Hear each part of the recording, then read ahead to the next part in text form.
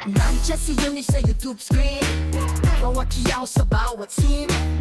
Tupid-tigil sa content niya at tamang aliw sa araw-araw.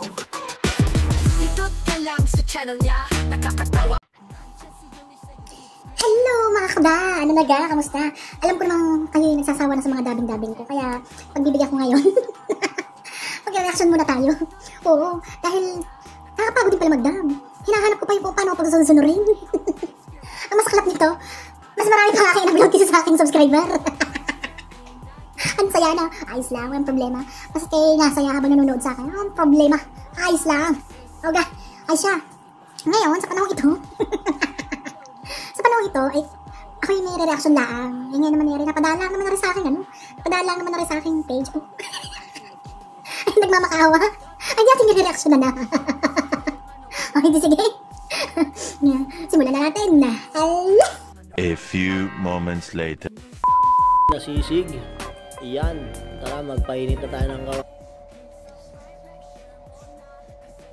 Di. Papasayaw din naman na yan. Okay, tira. Ano naman yan? Hindi nagpaalam. Gay, painitin.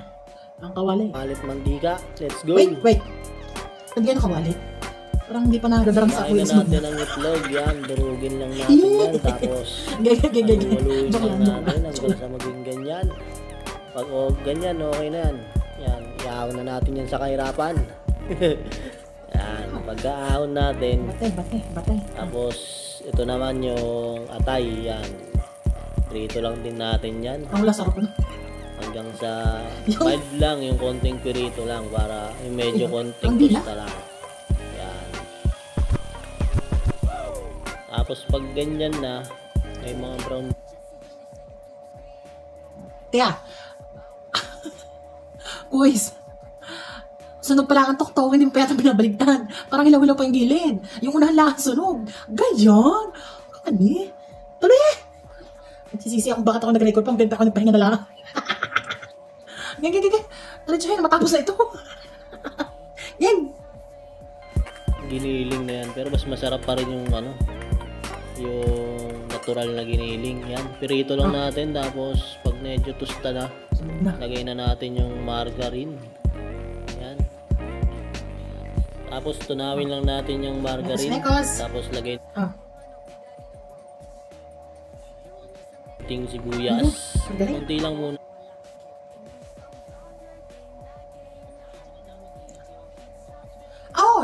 Masusunog yung giniling mo.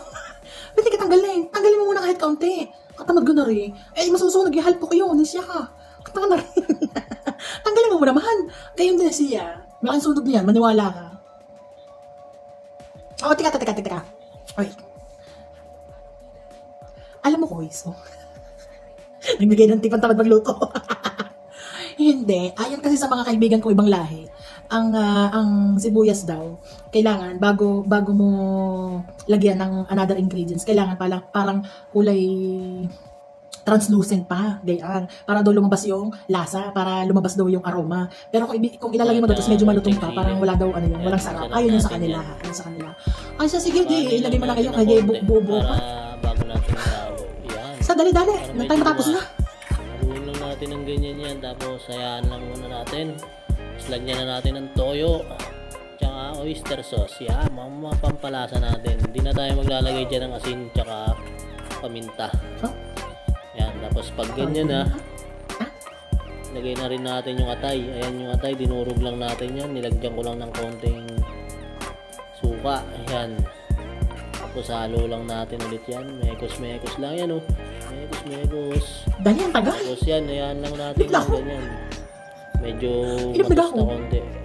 Lagay na natin yung yung mayonnaise. Pag naglagay kayo ng mayonnaise, sinaan nyo lang yung apoy para hindi magmantika agad. Tapos lagay na rin natin ng hindi makakain pa. sili tsaka pulutan, di pa ulam. Tapos mekos lang. Tapos lagay na rin natin yung itlog na pinirito natin kanina. Yan. Kapangit kasi texture pag direkta natin yung itlog. Yan. Tapos nilagyan na natin ng chicharon. Kaya hindi na tayo naglagay ng asin kasi maalat naman yung chicharon. Alam nyo naman yan. Kain na. So yun. Tapos shoutout muna tayo. Shoutout nga pala sa pinsan ko kay Makoy. tagal na Ow. nagpapa-shoutout dyan. Talagang doon mo pa talaga sinasakto sa pagsurboy. Aw. Sana napapasayo pa si Kuiso. Salamat. Masarap ba yung Ano inakain ko mo? tama na yung shoutout mo. Baka kung Tsaka masabi mo siyempre, dyan. shoutout Tama na. nga pala palagi kay Eunice. So yun, edi. Mag-iingat ka dyan palagi. Sawa naman ng Diyos tayo nakaraos din. Ano? Ayun, Rabi. Sa tarong buhay ako tamad na reaksyonan. Kaya nga lang ngayon, no? May papareaksyon. Dahil isang araw pa ako tinatanong kung anong masasabi ko sa kanyang content. Ay sabi ko, wala akong sinasabing masama at gawa ng ano. Ayaw makasakit ng damdamin. Pero, yun mga luto ng tamad. Oo, yung mga ganyan luto. Kagayan sa akin. Hindi ako tamad magluto. Pero, sige. I-subscribe nyo na rin. Sa ano, bahala na kayo. I-subscribe nyo kung gusto nyo. Huwag. Bahala kayo. Sige na.